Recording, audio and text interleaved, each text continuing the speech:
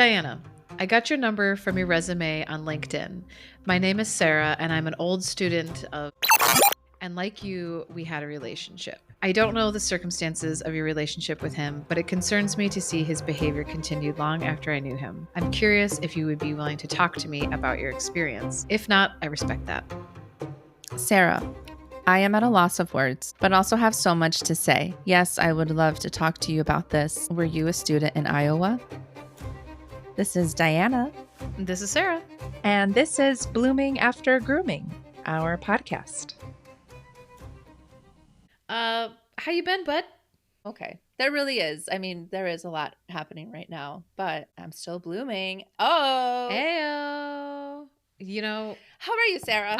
Same. I mean, maybe not as much as you, but the world feels like it's falling apart. So, I mean, it's just an unhinged time. So I think gotta try to find some silver linings. Gotta find a way to find some joy every day and try not to let the bastards keep you down. So that's kind of the vibe. Yeah. Have you watched all of Handmaid's Tale? I have watched none of Handmaid's Tale because I am so angry about the reality of the world all the time. I don't feel the need to seek out fictionalized versions of terrible societies. So I haven't done it, but I've been told by so many people that I should watch it. You know what? You're right. There's enough of this going around in the real world. If you haven't already started Handmaid's Tale, then maybe don't right now. I mean, I'm not against it. I think it's great. I just absorb a lot of feminist news and have spent a lot of time reading about feminist history that I feel like, you've met me. I can pop off about just about anything when it comes to women's rights and women's bodies and patriarchy and our government and the treatment of women in general. Enrages me at all times. I really do love a Sarah pop-off. There were a lot of good ones in the last episode as I was editing. I was like, oh, yeah, slam dunk right there. Great point. So, yeah, I appreciate it. But while we're on the topic of authors, slight correction on the name of the author of Little Women. Oh, Diana. I forgot what I said her name was, but I got it wrong. Her name is actually Louisa May Alcott. I think I said like Mary Louise Alcott. Okay, Louisa May Alcott is the author of Little Women. And also, I got the second part of Faith's Law a little bit wrong. The date. So it didn't come out in 2022, the second part of Faith's Law. It came out in 2023. So thank you, researcher Kristen, for the Faith's Law correction. I realized that I made a mistake with Louisa May Alcott. Also, shout out to our new third person, not third helper, only helper, first helper. Jesus, Kristen. Very exciting. Who eagerly volunteered. Yeah, she's a fangirl and we love it. And she's going to help us make sure that when we do pop off, that we are giving out information that is correct. It's a good goal to have. Should just be a disclaimer. We are trying to remember these things off the top of our heads. This is not legal advice. This is might not even technically be true. We're trying, but we're also wanted to be conversational. We don't want it to sound report cardish, but yes, now that we have a third person fact checking us, hopefully we can come back around if we have given out some misinformation, because we don't want to feed that machine. We don't want to be part of the problem. So yes, we are happy to have some data fact checking happening here on Blooming After Grooming. Okay, so just wanted to make some clarifications at the top of the episode. So today we're going to talk about what our original plan was for after we, had our first text message and our first Zoom meeting where, we kind of connected and talked about, our experiences with the teacher and then our interest in next steps, right? But neither one of us really knew what the next steps were. And that's also a big reason we're doing this podcast is, God forbid anyone listening has experienced something like this or eventually crosses paths with somebody who has or does, to just kind of outline the weird process that is trying to come forward with allegations of sexual abuse decades after the fact. So yeah, we're just going to kind of dive into what our original plan was. Plot twist, it was the wrong plan. And then kind of what we actually ended up doing, or the starts of it, because that's a very long story. Does that sound about right, Diana? That sounds like a great plan for today. I was looking through my notes to prepare for this episode, and I realized that you sent me your letter, a draft of your letter, 2 days after we had that virtual meeting. So I feel like we, as you kind of talked about in our last episode, we both had a moment of we want to take him down. What do we do next in that plan? And so our original plan was to write essentially like victim impact statements and say some kind of version of, this is what happened to us. This is what you could do to help make it right. So we had this idea that we were going to send these victim impact statements. They were going to be sent on a morning, so that some point during that morning in the school day, the police would be coming in and taking him out in handcuffs. And it would be this really big and powerful thing. But yeah, there were some steps along the way that helped us realize why that was not a good plan. Yeah, I shudder to think now that was our plan, but we didn't fucking know. We were so hopped. Well, yeah, we were really ready to go. But like, there's not. You and I have talked about this of like there is not like a playbook, right? Like it's not a process where you just fucking Google, how do I come forward as a sexual abuse survivor 20 years after the fact and have my abuser held accountable? Oh, he's a teacher in these 2 states. It just doesn't, there is no playbook. And so for you and I, our idea was we're going to write these victim impact letters. We are going to send them to the school he currently works at and the school that maybe just the school he currently worked at. I don't know if the original plan was to also send it to my school where he had been, 18 years earlier. But we also were going to send it to press because we were like, well, what if they just bury it and they don't do anything? Like, oh, we're going to include all these like reporters, local news, which in retrospect is like, they wouldn't have done shit with it because they would have been like, what? You know what I mean? They got to do their homework and make sure that like they're reporting factual stuff. So it would have done absolutely nothing. We were like proofreading each other's letters. Like we were beep bop a booping, all ready to like go do this thing. And then I decided, and I mean, you can talk about this too, Diana, but like I decided that I had to tell my family before we sent the letters. Because in my mind, you're right. Like in my mind, the police were going to show up and they were going to arrest him. And there was, this is the survivor's fantasy, right? And there would be newscasters there and it'd be shaky cam footage of him being, everyone would be cheering. Yeah, people throwing tomatoes at him. And it's like, oh my God. It's like a clip out of like Batman or something. And it's like, oh, the bad guy, I got taken away.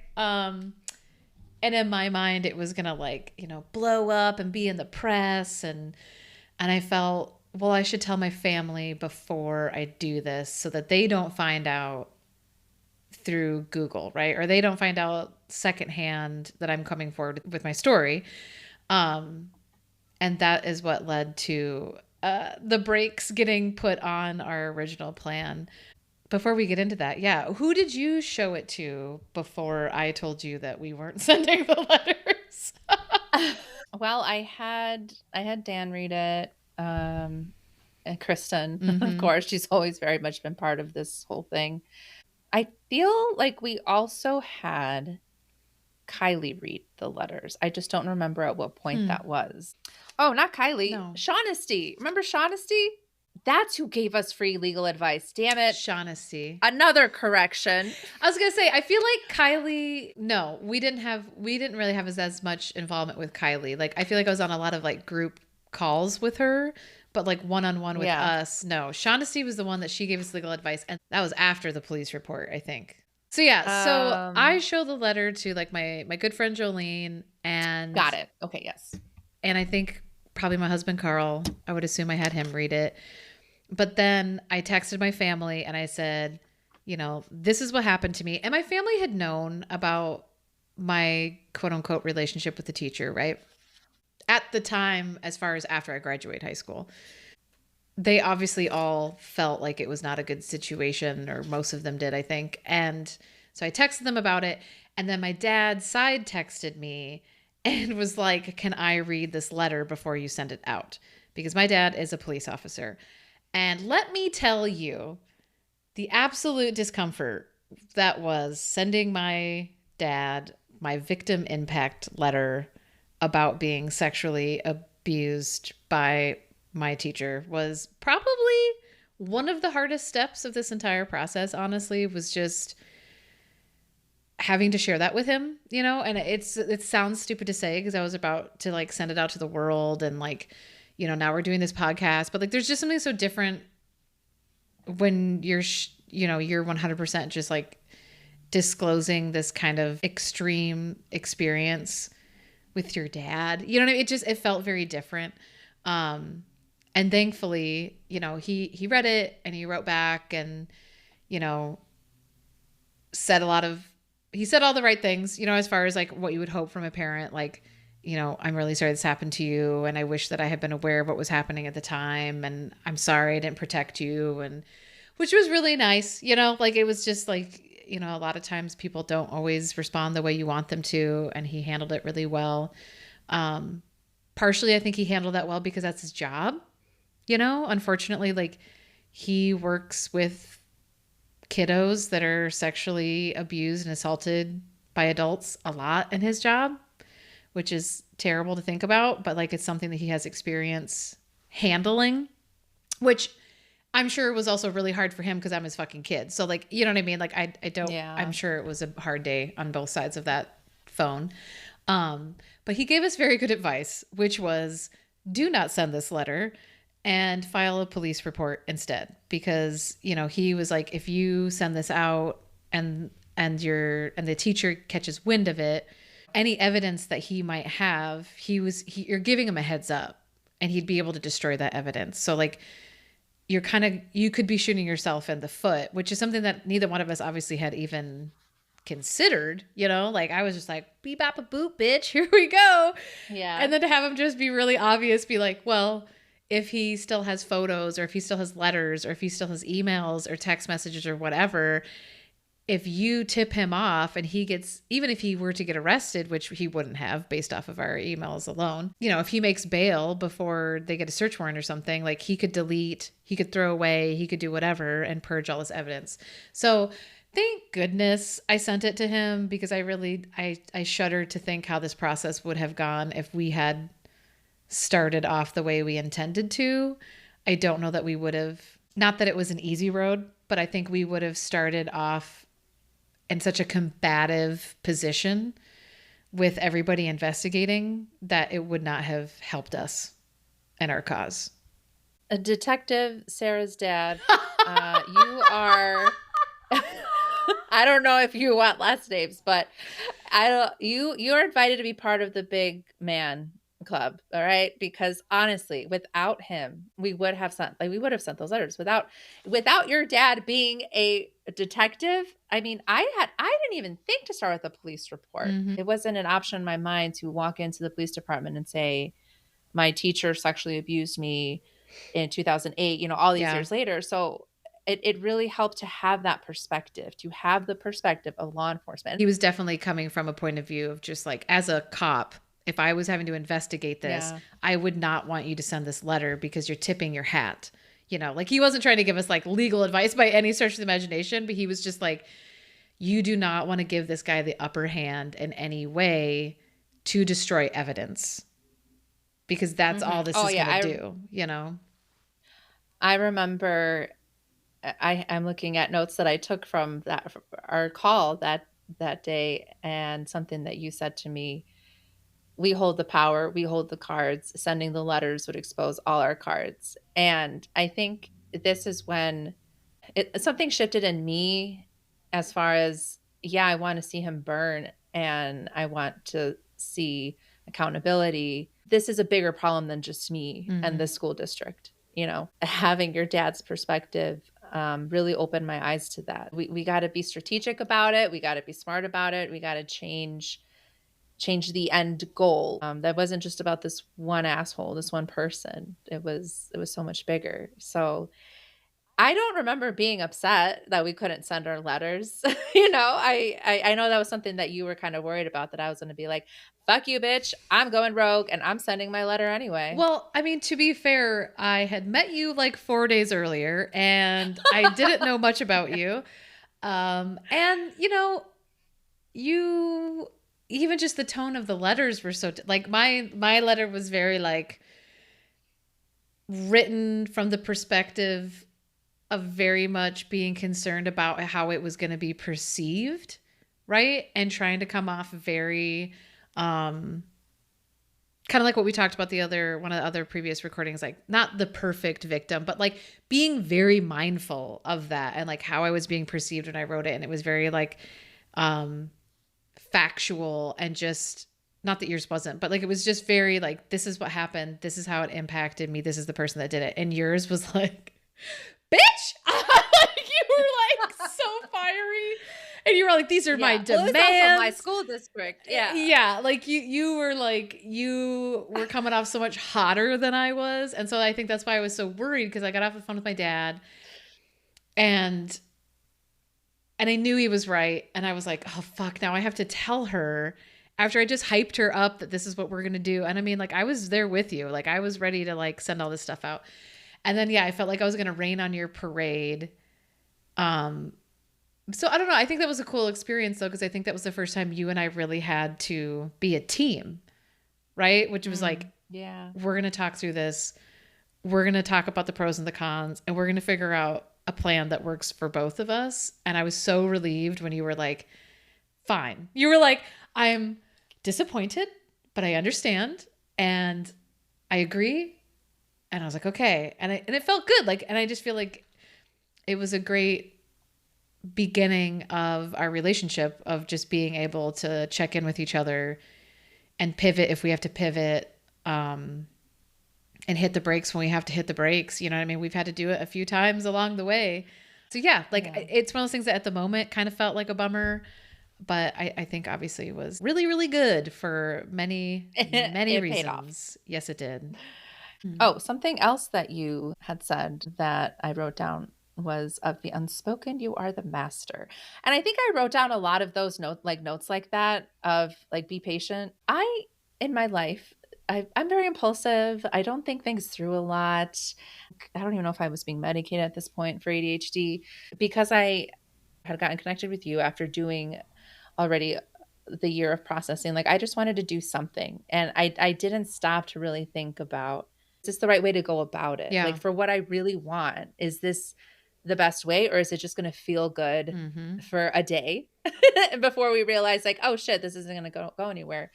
We were lucky. Like, we just knew a lot of the right people, or we got in contact with the right people that then got us, you know, hooked up with other people that helped us. And it really took a village, you know, and I think it's important for us to kind of acknowledge that, because I think so often people are, you know, not that we shouldn't be praised for our strength, but like there was a lot of other people that helped us along the way, and a lot of people that helped, you know, just even hold us up emotionally or financially, or, you know, my poor husband, sometimes I look back and I'm like, oh man, I was probably like not, you know, loading the dishwasher or doing the laundry or really functioning at all for a while there, because I was just so hyper focused on this.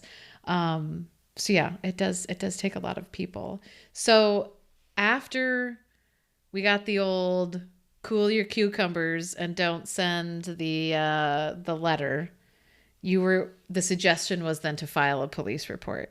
So then how long was it between us hitting the brakes on the letter and you going to the police to do the report that you did in Illinois? It must have been 10 days, because we met with Faith Colson. I keep using both her names. We met with Faith on April 19th. No, sorry. April 18th. We met with Faith April 18th. And I remember her talking about her experience filing a police report is what helped me decide, okay, I feel like I have the confidence enough to do it. Because like I said, like I had never even given it a thought before. And I was able to ask her questions like, what kinds of things did they ask? Or like, how has your life been after you made this police report? It's a big thing to do, is to file a sex crime report. So after speaking with her, I felt a lot better. And so, yeah, it was maybe a week and a half after getting the feedback from your dad and the suggestion of doing the police report. Yeah, it didn't take very long. I have in my notes here that your dad said, if this was my investigation, I wouldn't want him to know shit. So that does sound like my dad. The world we live in, right? It is, and there's a reason why it's like this, as you mentioned at a different episode, Sarah. Us just sending our victim impact letters to the school district, to the State Board of Education, to the media, it doesn't have the same weight as being able to say, yes, all these things happened to me and the police have looked into it. That was, I think, what early on, an understanding, oh, I'm starting to like see how this works. We have to legitimize our story. Yes. And that's the reality of it. That too is what helped me not freak out about making the police report, because I was, but I felt like, okay, this is just something that I have to do, that this is a necessary step in this process. There's no way to bypass it. And there was a moment where I thought I could, but you can't. I mean, I did file a police report in Iowa, to be clear. I eventually did, which we can get into because my police report like really didn't have any impact. And I knew that going into it, but I had it suggested to me. I don't remember who suggested it. One of the big women along the way had suggested that I do file a police report. Exactly what you're saying. It shows legitimacy, because I think there's just a perception that it's one thing to just say it in an email or say it in a Zoom call, and it's another thing to talk to a police officer and file an official report. It's viewed very differently. And then B, the suggestion was made to me was, if hell freezes over and Iowa changes its statute of limitation laws to be retroactive someday, you would already have this report on file and you wouldn't have to like start over. Or, God forbid, he abused somebody else in Iowa, there would be a paper trail. And so that's the other thing I think we learned pretty early on in this, is like, you want to make as big of a paper trail as humanly possible. Yeah. So that even if you can't get charges brought up against this person, again, God forbid they do it again to somebody else, like your police reports or your investigations with, State Board of Education, or if it's a doctor with the, medical state boards, whatever it might be, is going to lend legitimacy to the next person. And so I think that was something, like you were saying a little bit ago, I feel like that's when it really started to kind of pivot for me, of that realization of, yes, I'm very much interested in taking this person out of schools. And I'm very interested in making sure that this man that abused both of us is no longer teaching. But also, holy shit, this is so much bigger. And this is so much more complicated. Yeah, bigger problem than either one of us had really, I think, thought about in the beginning. So we ended up both having to file police reports. Other wise words from Sarah in my notes here. Let go. I very distinctly remember you saying this. You said, we have to be able to let go. Let go of the image of him getting walked out of the school building. Let go of hoping that this will take place during the workplace. Let go of hoping this will take place during the school year. No one was setting any timelines but us. Yeah. And again, like, I can't speak for you, Sarah, but I know for me, I just really, I had been wanting so long to do something. I just wasn't thinking through what this was. Like, I wanted the school to hear me. Mm-hmm. I wanted to tell the school, like, you let me down. Clearly, it's a lot of the things you said really resonated, because I wrote a lot of it down or typed it in a Google Doc.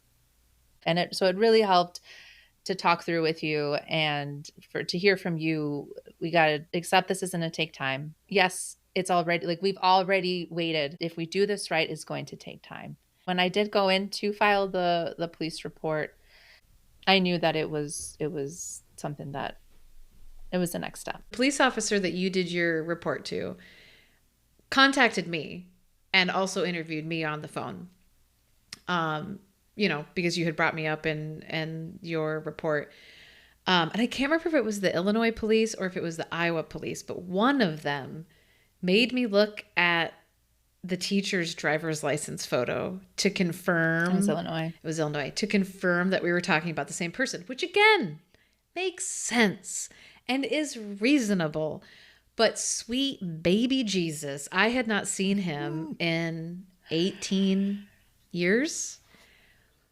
Woof. It was an experience. Like I was so creeped out and grossed out by seeing his face, and I felt like the cop was so like, I'm so sorry. Like he knew. It's like, oh, I'm gonna make you look at the face of your abuser is not something anybody wants to do.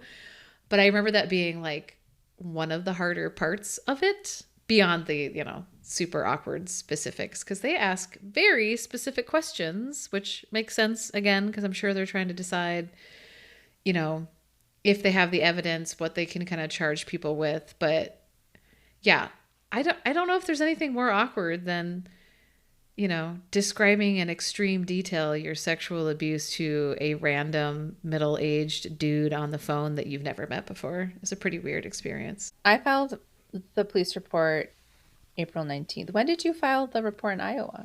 It was a few months later. I think it was later that summer. Okay. I have to go back and look at my notes, but it wasn't right away because the statute of limitation here had passed. So there was just a perception for a long time that it didn't matter. And I think I had just said that in passing to somebody at some point, and they were like, I should do it anyways. Like, it's not going to hurt anything to have it. And actually, maybe I did it before I filed with the Iowa Board of Education to have that as like I probably did. So I think I was talking about that next step, and somebody was like, you should file a police report and then you can submit that as part of your evidence because it will just give credence to what you're saying. Okay. So then I filed a report because I remember being on the phone with you before I walked into the police station. But yes, I don't know. Now that I'm thinking about it, girl, I don't know if I was nervous. I don't know. Maybe I was an autopilot. I don't remember feeling much of anything. But I get there, and thankfully the officer who took my report, the first report, like the initial report, was female and Latina. I just felt calmer. And maybe that's why I don't remember feeling nervous is because like pretty shortly after I walked through the doors and said, I'm here to file a sex crime report. Shortly after that, I saw who I would be reporting to. And I'm so grateful that she was the one who took my report that day. Because it felt less intimidating. It felt less scary. I mean, sadly, like I know a lot of Latinas who have been in domestic violence situations, who have been sexually abused. So it didn't feel like I was talking completely to a stranger. And yeah, so after that, she gave me a copy of resources, like a paper for resources and a little bit more information. And I remember at the end of that day before I left, she said, you're doing the right thing. And she gave me a little wink. And now that I'm talking this through, I think that's why that day I don't have a lot of like bad memories of what that was like or that day because I had her that day. I don't want to say her name. I remember her name and I'm very grateful for her. She said, oh, and she's retired. I learned recently that she retired because I know her niece. I worked with her niece, which is wild, right? But yeah, so after the report, it was maybe, I don't know, a few days later that I actually got contacted by the detective who would be doing the investigation. And that's who ended up interviewing you, Sarah. Yeah. The first month, not a ton of stuff was happening. I don't think he started interviewing people until May. Or the end of April, because I think he ended up talking to my sister. So he interviewed Sarah. He interviewed my sister. I think he did interview my dad and some other former students. Your future dad. I don't remember that. Yeah, I think I only did, from what I remember, I think I only did one interview with him. And it was mostly because it wasn't about me, right? Like, you're in Illinois, I'm in Iowa. Like, your police report really didn't have anything to do with me. But again, I think they wanted to get that documentation again, right? Kind of giving each other credence of like, okay, there is a pattern of abuse, there's a pattern of behavior here. I think we only talked the one time, and it was mostly just confirming, I guess, this is the person. And I think even he was like, how did you find her? And I had to be like, Everyone asks. I know. Yeah.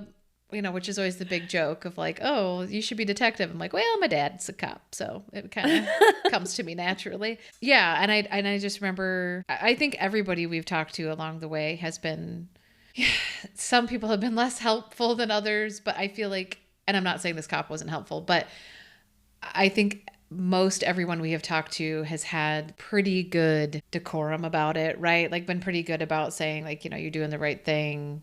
This must be hard. I'm sorry this happened to you.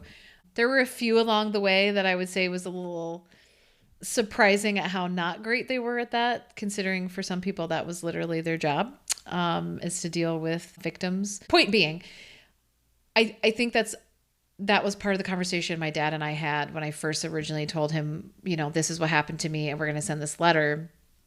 As I remember my dad being very supportive and saying, I will support whatever you want to do. I understand that you want to like have this person held accountable.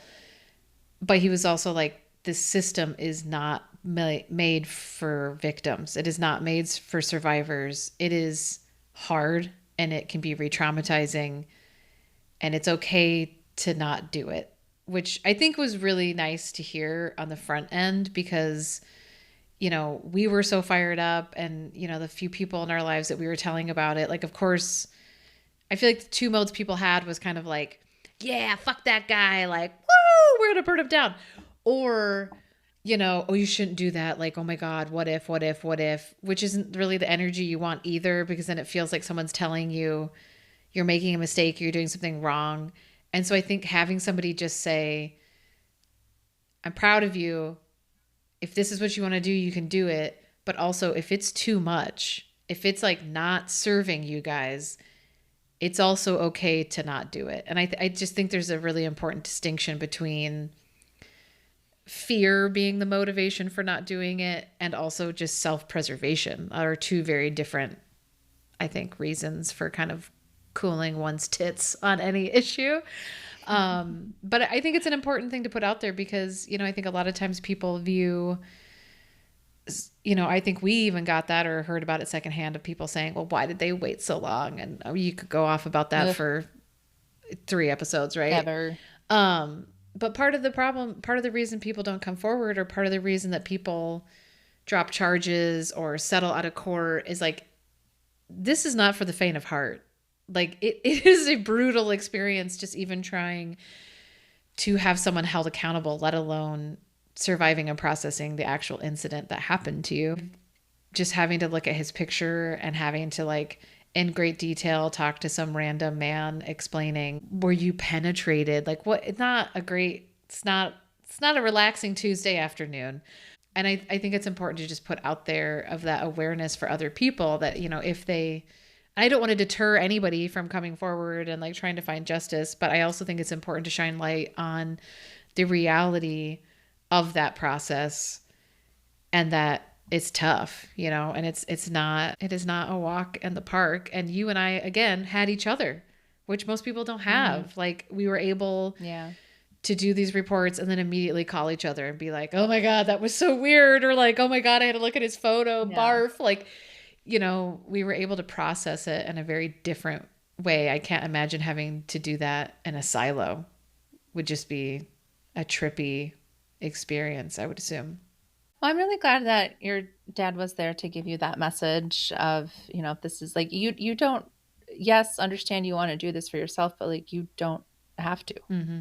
And, if it does get to be too much, because the investigation took about 3 months, and we keep talking about how, there's no timeline, but there's no timeline until there is. We filed the police report and then we were on a timeline. We had to wait and see what was going to come out of this. And it took 3 months. I would say that this detective did handle it with decorum, and I did feel like he was trying. I did feel like he believed me. That's so important. I can't even imagine working with a detective who I felt like didn't believe that I was telling the truth. But there's only so much that he could do, as we talked about in another episode of just the burden of proof. And this was, what's 2008? This was 13 years later. Yeah. You know, there were no witnesses. There's no physical evidence. There wasn't a ton of stuff that he could do. He did. So there were five or seven warrants. He did warrants for phone records, but that didn't go anywhere because, I mean, I was using flip phones back then. You know, it's different. The phone company that I had that was served with the warrant, they were giving the detective a hard time.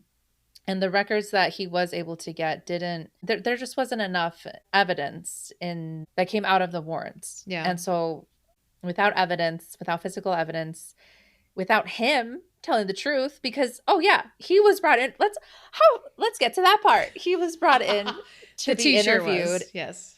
The teacher was brought in to be interviewed at the end of May.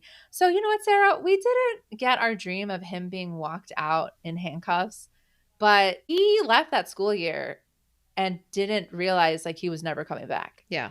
You know what I mean? That's pretty like, good. He never got to go back. I mean, we didn't get our original, TV movie scene that we were expecting, but we had some other wins, girl. Like, when I heard that the police brought him in for an interview, I was like, I would pay money to be a fly on the wall. The moment he found out about that, just the like cold sweats that probably broke out on his body, and just like, like how anxious he must have been. Like, it just makes me feel so happy. I wonder if there's a way that one day we could get access to that recording, because they recorded that interview. Yeah, but he had it all redacted. Listen, look into it. He had it all redacted, dude, which I don't understand how you can do that. Like, I do understand. So if somebody makes, Kristen can also double check this, but I think this is the truth. If someone makes an allegation against you, so if I went to the police and I said, Diana murdered a cat, I don't know, right? And then they brought Diana in for an interview, and it turned out that they couldn't prove that Diana murdered the cat. And so they could not press charges against her. She can then have her interview redacted because nothing came of the investigation. And that is what the teacher did in this case. He had his own, right? His own interview redacted. Did he have parts of your claim and other people's stuff also redacted? Or is it just his? I filed a FOIA request after the investigation closed, and what they gave me had other other things redacted as well. So I think that would have, like names and stuff. Okay. I think it would have happened anyway. Yeah, probably. But anyways, I just think it's like, again, these rules make sense when people have false allegations against them, but it is very frustrating when they are not false allegations, and then these rules get used to protect the bad guys. Is very frustrating to see. But yeah, so he went in and got interviewed by the police, which just tickles me on a level I can't put it to words. And he admitted to having had a relationship with both of us. But his quote, I think, was that he was just a dumb teacher making bad choices and dating former students. His version of the story is that our relationships took place after you and I graduated from high school. Yeah. I don't remember if that's what he said to the detectives. I know that's what he said to his friend, because that's what she said to us in the Facebook message. So he was interviewed for about an hour, and then he asked for an attorney. And in my mind, I was thinking is going to slip up or, not be smart enough to ask for an attorney. My version of my mind was that he was going to get pulled in, and he thought it was just going to be about you. And then they were going to be like, bing, bitch, there's also this girl named Sarah we know about. And then he was going to be like, oh my God, my whole world's crashing around me. And then he would fall apart. And he would admit to everything. That's not what happened, though. So we were both hanging on to this idea of like, ooh, Sarah's going to be that bombshell that makes him be like, oh, fuck, you're right. I did all of this terrible stuff. But no. So this is also what I told my mom about what happened to me, because so again, I didn't have stable housing at this time. So a lot of my stuff was at my parents' house. And so I went to their house one day and I was looking for my yearbooks. I was looking for my journals. I was looking for the CDs he made me. I was looking for any kind of tangible evidence that I had to show to the police. I was looking for notes. So she was asking me, what are you doing?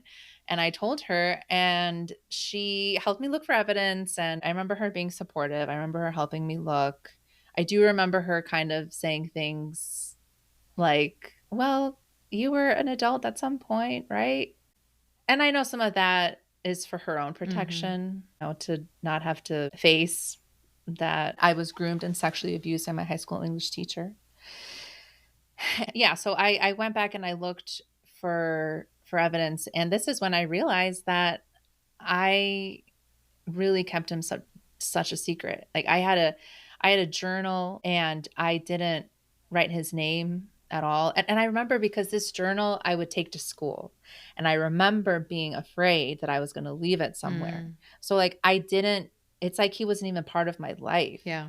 But if anyone who knew me at the time read the journal, they'd be like, hey, why aren't you talking about the teacher? Because you're with him all the time. Yeah. So realizing how much I protected him. I also, when I made the police report, and the detective asked me if I had people who corroborate my story, like if I had people who I told back then, immediately I said, oh yeah, I know I do. Well, I went back and I asked many of my friends at the time, and none of them were able to say, yes, for sure, it came out of your mouth. All of them were able to say, we knew what was going on. We had feelings, we saw things, but none of them were able to say, you actually told us that you two were having sex in your car outside his apartment while you were a student. And that was really hard, because I think that was also one of the first moments where I was trying to face the abuse of like, oh, this is what it did to me. Like I thought that there was someone out there that I told, my sister, my best friend. I thought there was someone out there who I told that this was happening, and realizing that I lied to the closest people to me was really hard. Yeah. Because I forgot that I did that. Well, because that's what you were taught to do, because you were being fucking groomed. Like, I mean, I told my one friend, she was the only person that knew what was happening while it was happening. And it ended in me getting screamed at by the teacher. He literally told me to lie to my best friend and tell her that I made the whole thing up to cover him. Like, so, I mean, it makes complete sense that you would have been as protective as you were. And I think that is an important thing to bring up within this process, is like, you know, there's that first layer of like shame of being abused and groomed, right? And then you're like, okay, I'm processing that. I'm ready to be like, this isn't my fault, right?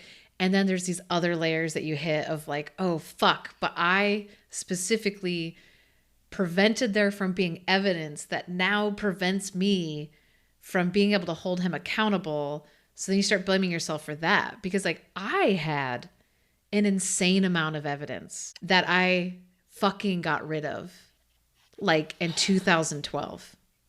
And I think about it all the time. Like I still think about it, and it wouldn't matter. Like I still, because of Iowa's laws, could not charge him for criminal sexual abuse. Like I couldn't do it because of our statute of limitations. I think about how much that would have helped in the situation, even though we got the outcomes that we wanted, right? As far as to the extent that we could in Iowa, right? Like we did what we could.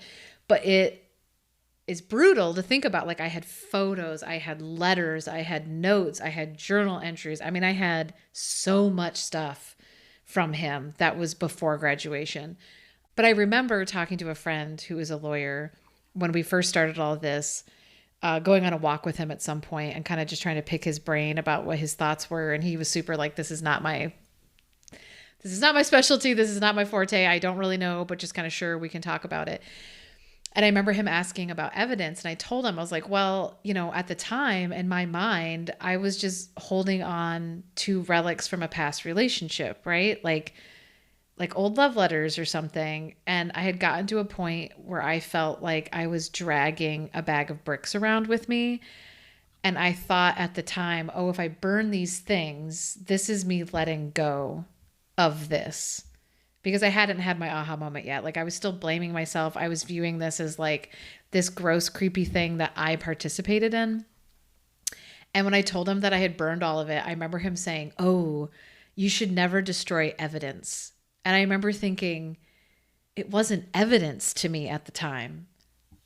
Yeah. Like nobody views shit in their house as evidence. Like, you know what I mean? Like it's just, so that has been, you know, I think that's my version of your feeling, right? Is like you feel like mad at past you because you protected him and prevented there from being evidence. And I am mad at past me if I had this evidence and I fucking threw it away. Like, so yeah, it's just, I just want to bring it up of like, it's tough, man. Like it's tough because then you're mad at yourself and you really shouldn't be, you know what I mean? Like it's just a strange experience to go through. And I still think about it though. Like I literally was driving home from work the other day and I was like, if I had a fucking time machine, I would go back to that moment and stop myself from burning that stuff just because it would give so much more credence to what we're fucking saying. And it sucks that like you feel like you have to prove it. You know what I mean? Like it's just a shitty position to be in.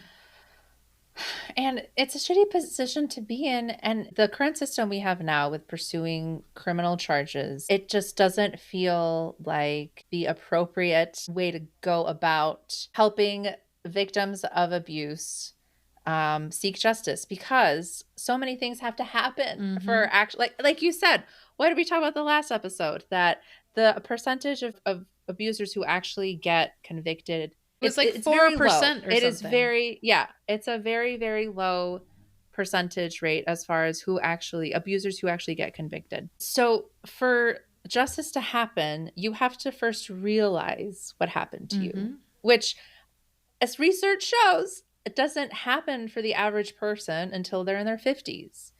So you have to realize something happened to you. You have to be willing to share what happened to you with law enforcement, trust them with your story. But I mean, for me, 13 years had passed. So because there was no crime scene, there was no evidence, he did not confess, there were no witnesses. For me and like so many other people, like there's no criminal case. Yeah. You have to be able to prove beyond a reasonable doubt.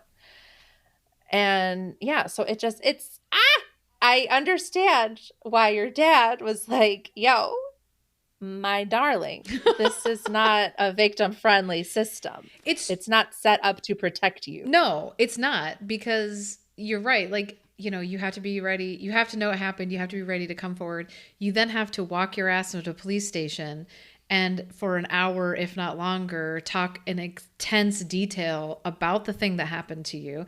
And then it's also, to a certain extent, your job to go rifling through your own life for evidence, which is trippy as fuck. Like, to have to go through all of your belongings, to reach out to your friends from back in the day and say, do you guys have anything? Like, does anybody, like the amount of detective work we had to do just to try to drum up evidence was wild, you know? And I think there's a lot of people that wouldn't be willing to do that, wouldn't be capable. Like, dude, if I had like kids, there ain't no way. Do you know what I mean? Like, if I had full-time job, running a house, had kids, they're in sports, give me a break. When would you have done all these things? Like, there's also just like the burden of time that like not everybody has the capacity. Some people have 3 fucking jobs.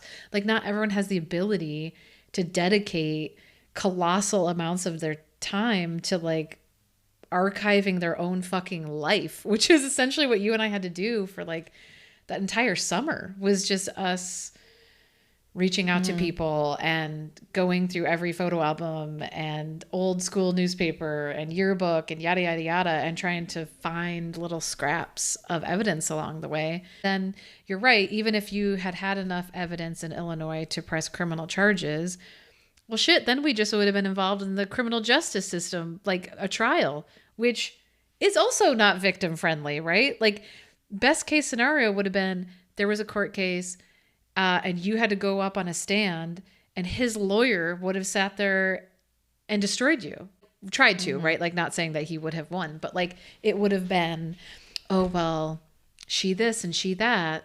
Oh, she was in a outpatient, mental health program just a year ago. Like, she's crazy. Like, I remember people telling us this. Like, if you guys go to trial, they will go through your entire lives and they will find every skeleton in your closets and they will drag you through the mud to try to make you look like you're a liar or you're untrustworthy. Just not credible. You're not credible. Yeah. And that's a fucking terrifying proposition as a survivor. Because, like, just being in the same room with him alone would have been traumatic.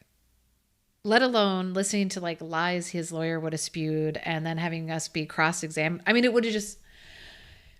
It is not a system built for victims and survivors. It really, really is not. And so I think it is important to kind of shine a light on that because, I think it's easy for people to be like, yeah, like we were in the beginning of like, rah, rah, fucking woo, we're going to like do this thing. And it's like, you can do that thing, but there's going to be a fucking price to be paid to go down that road. And I mean, I remember even Faith telling us about that with the trial with her abuser or there wasn't a trial, right? Wasn't there? Didn't he plead guilty and like didn't actually go to trial? Right. And this is kind of what confused me a little bit about my case is because, and Kristen or Faith, feel free to correct us on this, but from what I remember, her abuser did tell another teacher what he was doing. And that teacher was able to corroborate Faith's story. If only our abuser had been a little bit more of a Gabby Goose, this would have all been a lot easier. Well, and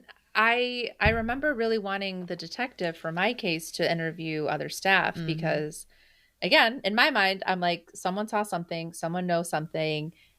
I remember staff commenting about me being too close to him or him being too close, however they said it, me spending too much time with him. And he was reluctant to do it because he said that it would just be hearsay, like without a confession, I mean, but it wouldn't have mattered. But it's hard because there's always that part of my brain, and maybe it's just wishful thinking of like, you never fucking know though, right? Like, what if there was one person that said something? I mean, later on, it feels very much like if somebody had seen something, they would have come forward once it was like, he's been put on administrative leave. You know what I mean? Once it was like made public that this was investigation on the school level was happening. So to recap, you filed the police report.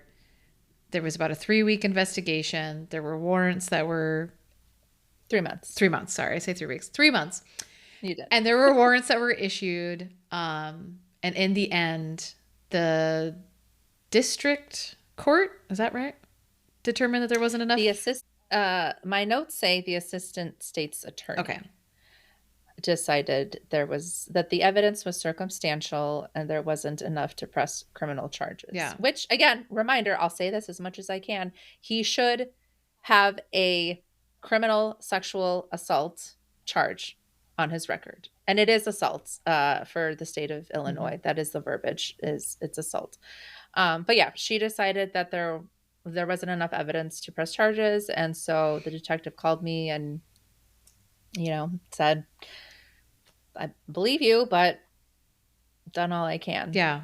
And did tell us, and even before the investigation concluded, because I know we were kind of waiting on, we still had the letters in our back pocket. Yeah. Like, we didn't just completely give up on the letters. We still had a plan for those letters. And I remember him telling me, if you send the letters, it's not going to mess up my investigation at all. But I think you and I had decided we wanted to wait for the investigation part for that chapter to be closed before taking our next step. But yeah, so that it did. Yeah, it took about 3 months. All of this from the process of making the decision to file a report for both of us and what that was like. That's part of why we're doing this podcast, right? Is to help other people. For me, it really helped to hear Faith talk about what her process was like. And it's going to be different for everyone. I hope that this episode helps victims of abuse, if they're thinking of taking some kind of action, that it sheds a little bit of light on what it's like. We learned a lot along the way. Those 3 months it was a long summer. I was looking back at like therapy notes from that time. I just want to go back and hug that person. Aww. Like, honestly, I was getting really emotional reading through my notes. Like, I was clearly still abusing alcohol. It was not great. I think about Dan, my partner, what it was like during that time. And I'm so, so happy that he has stayed by me. But God, it was a fucking hard ass summer. Yeah. It was hard. And it sucked at the end of July when the detective said that's it, that's the end. But it also opened the door for Plan C, yes, maybe? Yes, which ended up being the right plan. Yeah, I do remember it being pretty disappointing, when we got the news that the investigation was not going to be moving forward with charges. But also, I think at that point, not a shock to either one of us, just based off the conversations that you had been having with the detective and just kind of the info we'd been getting from the investigators. It was the first domino that had to be knocked over to start, the path that we were going down. And I agree. I think, that's a big part of why we're doing the podcast, is try to shine light on our experience, but then also kind of illuminate the way for others who might be considering coming forward with their own experiences. And also, I think just a reminder to other people, because I think a lot of people see news reports and they see, no criminal charges were pressed. And a lot of people interpret that to mean, then it didn't happen. It's not what that means. And so I just think it's really important to point out, like, just because an investigation does not end and criminal charges does not mean that the allegations or claims against that person didn't happen. It just means that there is not enough evidence that they think they could win in a case, right? Or there's not enough evidence to justify charges being brought up against that person. So I don't know. I just think it's really important to point that out, because I think a lot of people have a very black and white view of the world, and they take that as proof that something didn't happen. And that's not always what that means. I hope too that by listening to this podcast, it reaches someone out there who can help us find a better way. Like, this isn't the right way for victims of abuse to get justice, because these are almost impossible. If 5 years have passed, like, it is almost impossible. Maybe now with like phones being different, internet, but I don't understand why this is the one option that we have when we know the chances of getting justice is so small. And I don't have the answer, but hey, I got lived experience. So if there's someone out there, is there an organization out there who is trying to find a better model for how victims of abuse, especially victims of grooming and sexual abuse, because we can find justice, because it is so different. Like, I don't want it to sound like I'm saying one is better or worse than the other, but we've talked about this before on the pod, is just like, you don't realize a crime is being committed against you until so much later on. It's not like a carjacking. You are not aware that it's happening to you until years later, so often. So yeah, like just the odds of you having the evidence that is needed. And that being said, even if you do have an incident like rape, the backlog on rape kits being tested in this country is fucking atrocious. So if you haven't learned about that, dear listener, look into the Joyful Heart Foundation. They are a nonprofit focused on sexual assault. And there's estimated that there are 46,000 untested rape kits in the United States. But there are much higher numbers being claimed by other people who have been doing some other research. Just to point out that, like, even when you do realize that a crime has been committed against you, the process for justice of that is fucking broken already. Like, it's just not it's not a great system. And so, yeah, I agree with you. And I've, a few books I've read have talked about like restorative justice and like, is there something different that we should be trying to work towards as a culture than criminal justice as the only form of justice. You know, like, is there a different way that we could be having these kinds of predators held accountable, or a different way that we could be assisting survivors than expecting them to be able to have all this evidence to have enough to have a criminal charge is, I think, pretty a tall order, obviously, if the statistics of people who actually end up getting charged is so very, very low. I think you're right. It just shows that the system is broken. So let's fix the world, friends. Yeah, no big deal. We're going to solve all the problems. NBD. No, I think it's just important to like point it out. You know, it's not the only form of justice. And for some survivors, that's, you know, they're not interested at all in that. You know, like some people aren't interested in criminal justice in any shape or form because they might have their own issues with, I mean, that's the other thing. The statistics of people of color being the victims of grooming and child sexual abuse is higher than Caucasians, right? So if this has happened to you and you're going through all of this, and then you already have possibly a personal distrust of the police based off of your lived experience in the United States as a person of color, we'll talk about a whole other fucking burden and a hurdle for people to come forward because they don't feel safe and they don't feel like those are people that they can trust, you know? And I mean, that's a whole other fucking caveat of the whole problem. I was really happy to see at the conference on crimes against women, there were at least 2 workshops that were all about exactly what you're saying, is victim advocacy services specifically for whether it's Spanish speaking or whatever. Mm-hmm. I know in Minnesota, Minneapolis, there's a high Somalian population. Mm-hmm. So whatever population in your community, the services in your community should be able to actually engage with the people of the community in the language that they speak it. So I was really happy to see that it seems like the conversation is being had. Mm-hmm. People who are marginalized, they might need a support that's a little bit more individualized.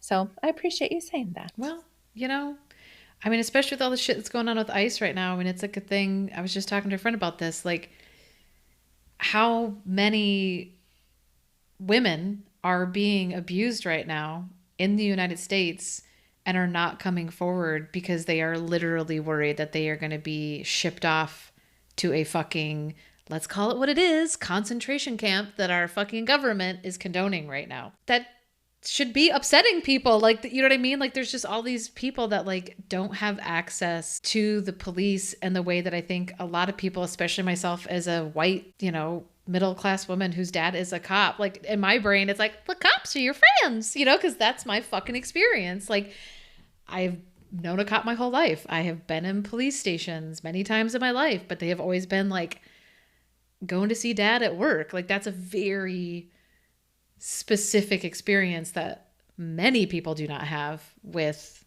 the police in the United States. So I think it's important to point out that like my experience is not the normal experience, I would say, for most people with the police, you know, is a lot of people have a lot of fear and hesitation when it comes to coming forward with crimes.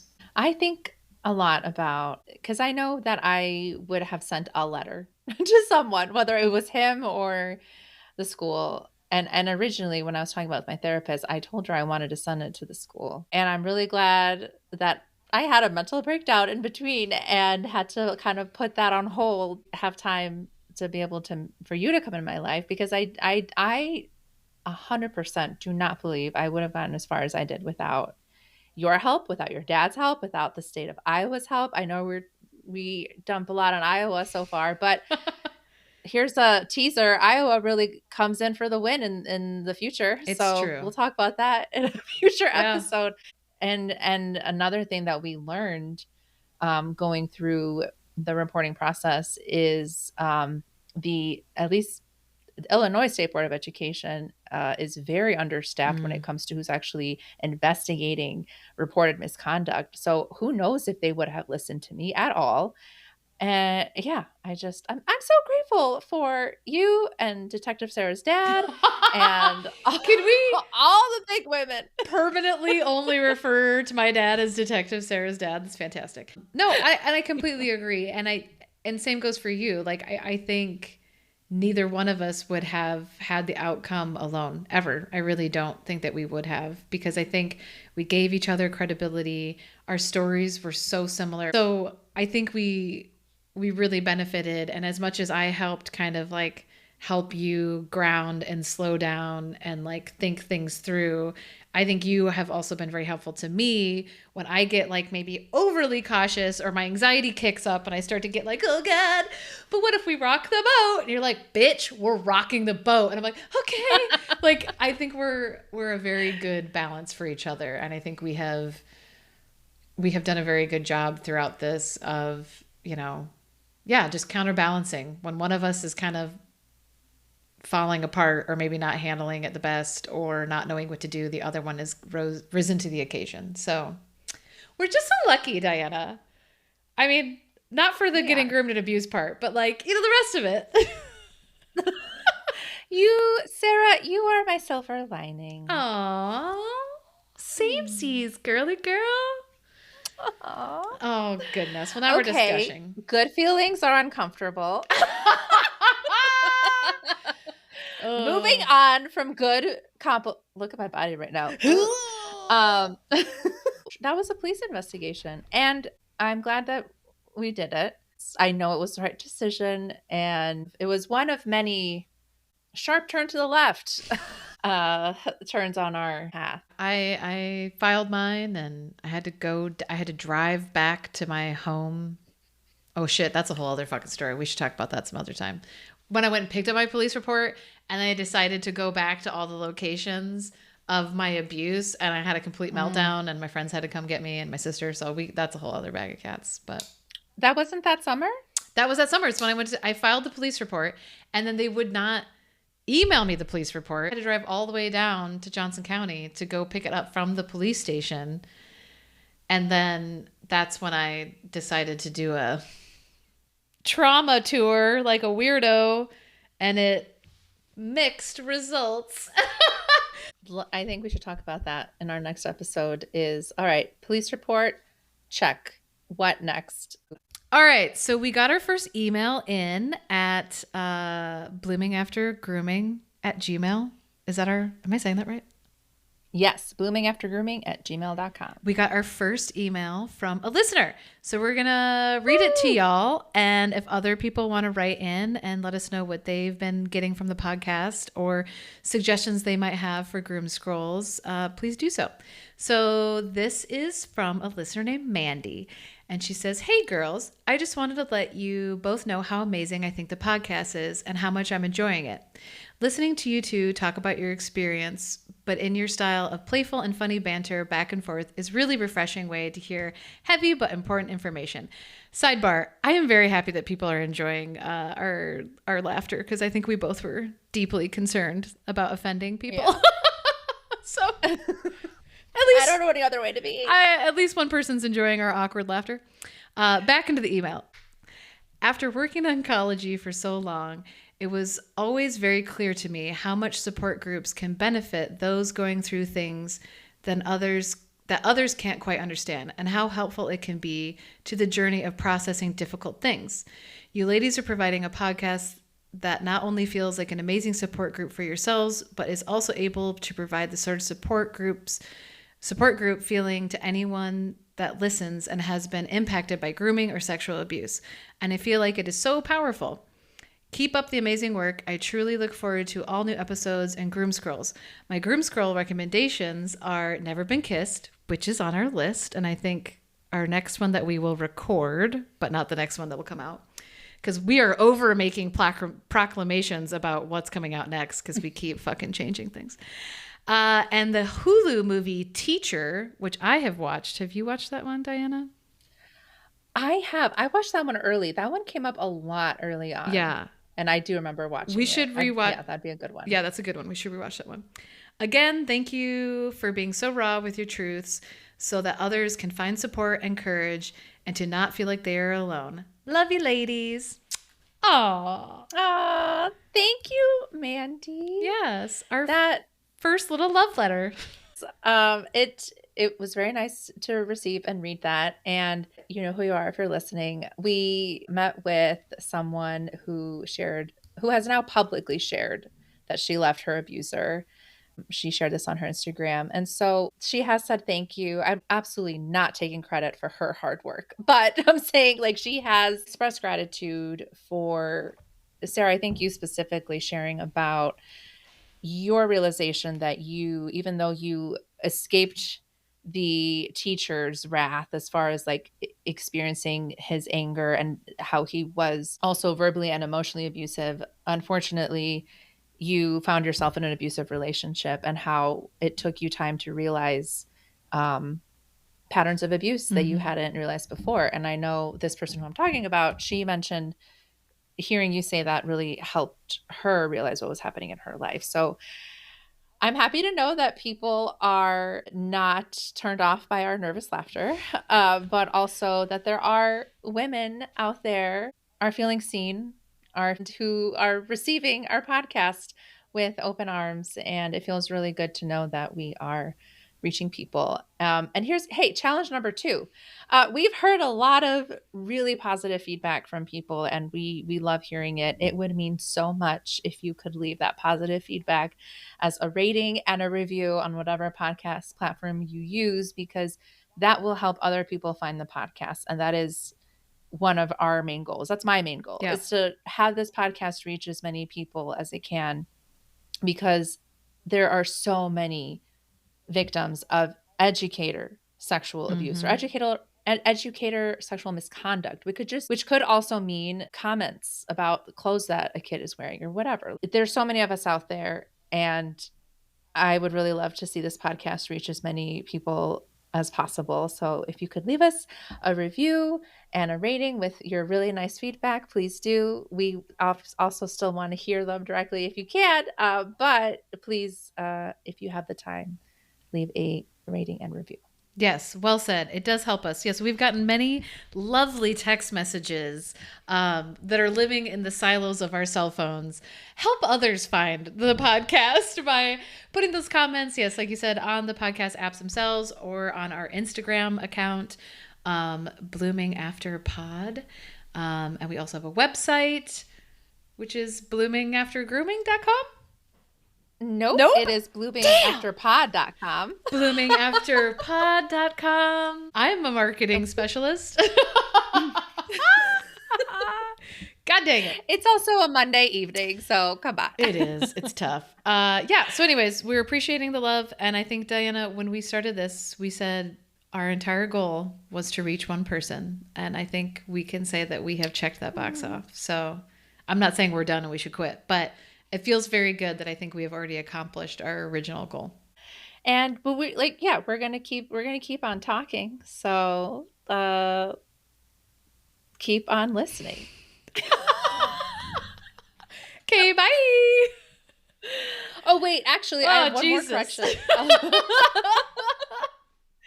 So in our Big Women episode, I did mention one of the women that we met with, Kylie, who is a lawyer, that she gave us some legal advice for free and some pro bono services. That is not true.